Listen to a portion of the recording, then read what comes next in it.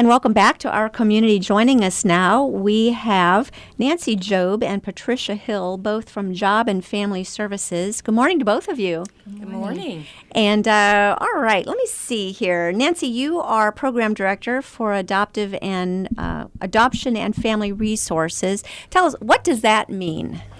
Well, what that means is I'm the person that is responsible for making sure that we recruit foster and adoptive families, that our children that are available for adoption find wonderful families. That's our primary goal and what my primary goal is.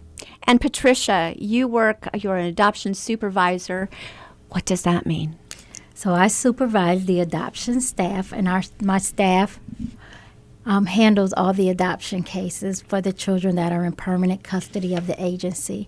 We identify the families and then provide the services that will lead to finalization of those families at their permanency hearing. Well, it's wonderful work, both of you, what you're doing. And you both said something about identifying families. How does that work? What does that look like as far as identifying a good adoptive family? Well, it's a fairly complex, I think, process because it's so important to find the right match for children.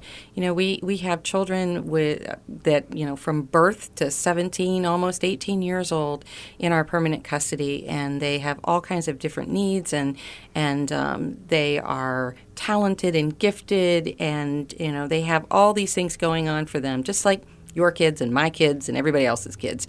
And we need to find families that will be able to, meet their needs and take care of them and bring out the best in each one of these kids. So it's really critical that when we are recruiting families that we are thinking about the needs of our kids and who best can meet those needs. The idea of an orphanage is over, right? I mean, Yes, we do have children's homes where they are staying until they find that forever family. What is life like for these children while they are waiting for that to happen? These children are typically in homes just like yours and mine, with two parents, sometimes single parents, but they're licensed, trained foster parents that temporarily care for them until a permanent family can be identified for them. So the children that are waiting for their families are not with other children waiting for families. They're somehow all placed in a foster care situation. Most all of them are, yes. I mean, we do have some children that are in group homes or in specialized care. But, really we try to keep children in families where, they are going to school with our kids and doing everything that a normal kid would do, because they are. And that's really important.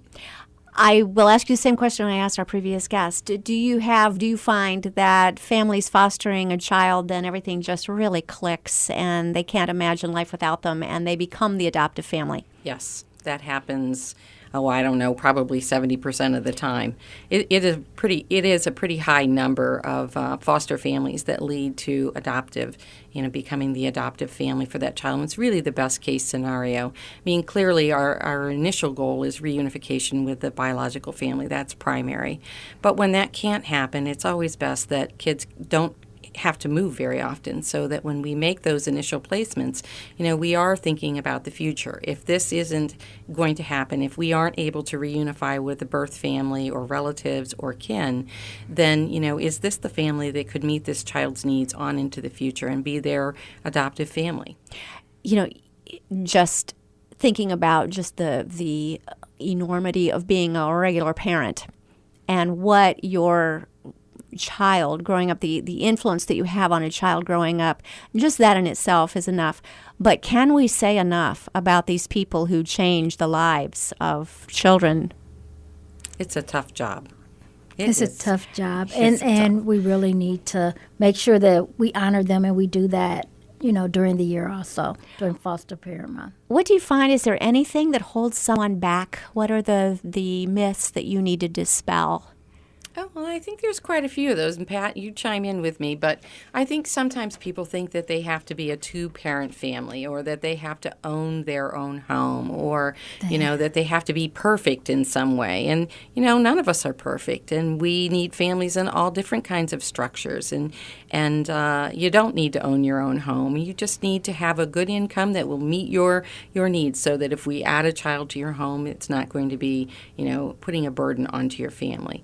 There's all kinds of things that, families come to us and think, well, I didn't think I could be a foster family because, I've never been a parent before. Well, absolutely you can. Do you find that there are families who just kind of felt like we thought we were our whole family, but then we started feeling like we're not quite there yet? Is that kind of like what happens, and that's why they come to you? Absolutely. There are families that come to us wanting only to foster, be temporary parents. They bond with the kids, they become really connected, and they want that child to become a permanent member of their family. And they have the supports of their family and their community, and they go ahead and adopt. And, it's always one big happy family. That's what makes our job so rewarding. I recently heard a testimonial from a young man over at Kent State at Stark. And, I'll see if I can say this without crying, because he was, an honor student doing great, and he had gone through many foster homes and then was thanking his adoptive family for really making the difference. Now, I'll be quiet and let you tell me some other wonderful happy endings that you know of. We do have lots of happy endings.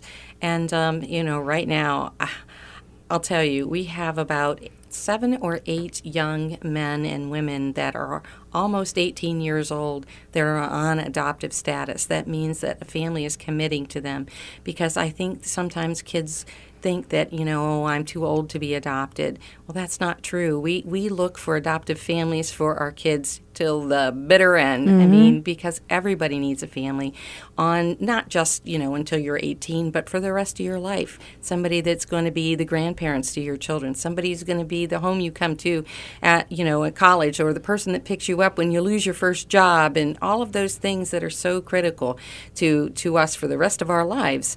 That's what we're looking for. We're looking for the kind of people that will commit to our kids for the rest of their lives. Mm-hmm. How long can it go? Because I know there is that sad situation when someone does age out and then they're kind of on their own at far too young. What happens at that point? We holler for PAL Mission and some of these other agencies that come alongside. Well, I will tell you that our agency does a really awesome job. We have an independent living program, and I have 2 gals that work for me that just go above and beyond to try to make transitional plans for our young people when they are going to transition out. And sometimes it's reuniting with the biological family. Sometimes it's getting them set up to go to college and what that's going to look like, or into an apartment, and, all of the things that go along with that, because we don't just end our services at 18.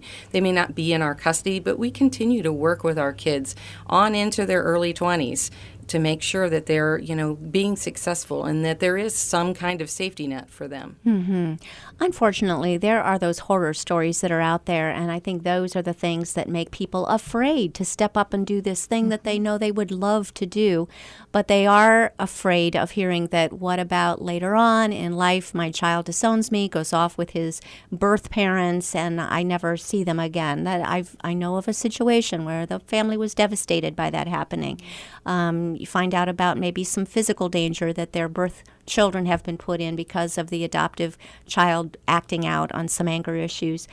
These are the things that stop families from saying, we're going to do this. Can you dispel some of those myths while we're together as well? Tell us, what would you say to those people who want to do it but they're just afraid? Well, they need to know that the agency is there for them, that we will hold their hands every step along the way, and that there are resources in the community that's also available for them. So there's never a time when they're alone. And then there's post-adoptive services that are available to family for financial reasons, resources, post-adoptive services that are always available to the families, where they can come back to the agency and renegotiate financially for some of the things that are going on, or other services that the child may need. Good to know that they're not on their own, right? There's Never. always, you've got you their can back. always call and ask questions and ask for resources or help, and we will be there. You said, Patricia, that you are rather new to this. What drew you to this kind of work? So I'm not new to the work, but I am new to Job and Family Services. I have been drawn to adoptions for the last probably 25 years. I've been doing this work, and it's just rewarding. I just find it gratifying that children who are without families can find new families to bond and attach and grow up in stable, loving homes. And, that's where I get my gratification from. Boy, well, it's the very fiber of the fabric of America, isn't it? Nancy, how about you? Oh, well, it's a calling. I'm in my 30th year at the department, and for the last 16, 17 years, I've been working in family resources and adoption, and I have to tell you that it has been the most rewarding career ever. I mean, I can't imagine doing anything else. Well, it's National Adoption Month, and we need families to be adoptive families or foster families, or isn't there a program, or correct me if I'm wrong, a foster to adopt family? So let's recruit. Go ahead. You've got the microphones. Get some folks. Well, we would like families to come and check out our program. I think we have a very nice program. We do all kinds of education and training, and we'll support families all the way through the process. If you're interested in becoming a foster or adoptive family, you should call 330-451-8789. Okay. And a Heart Gallery, Art with a Heart, is coming up. We've got an event coming up. Let's talk about that. Yes, Heart Gallery. This is our signature event that starts basically in November for Adoption Month. And we've done this a number of years now. This is probably like our third or fourth year. I think it's fourth or fifth. And so it started on November 6th, was our opening at the Saxton Gallery in Canton. And essentially what Heart Gallery is a wonderful partnering with the art community in Stark County and our children that are available for adoption. So we have something we call the meet and greet, where the artists and the children get to know each other, and they have pictures of each other, or the artists have pictures of the kids, rather. And then they go away and they create this beautiful art that is a replica of this child and their personalities and things that they like. And some of it is painting, some of them sculpture, some of them, they're just all kinds of different mediums that the artists use. And it's just so wonderful. And really what it is the face of adoption in Stark County. These are children that are just like every other child in our county that happen to need an adoptive home. And this beautiful art display then travels throughout our county, starting in November and actually at this point all the way through December, January, and into February at all these different locations and throughout the county. Oh, awesome. Is there a website or something we can go to find where it will be and when? Well, you can go to our Stark County Job and Family Services website, and there'll be information there. But there are some locations that I can give you. Please let us know. They will be appearing at too. So starting on November 12th, the Heart Gallery will be at the Saxton Gallery, and it will stay there for a number of days. And then on November 19th, it will be at River Tree Christian Church, and it will stay there until November 23rd. And then the Massillon Museum starting on November 24th through December 1st. And Carnation Mall, December 4th through December 11th, Stark County Library starting on December 11th, and then the North Canton Library January 4th to February 1st. Awesome. All right. Thank you. We're out of time. Thank you so much, Nancy Job and Patricia Hill, and thank you for listening for WNPQ. I'm Susie Thomas. This has been Our Community.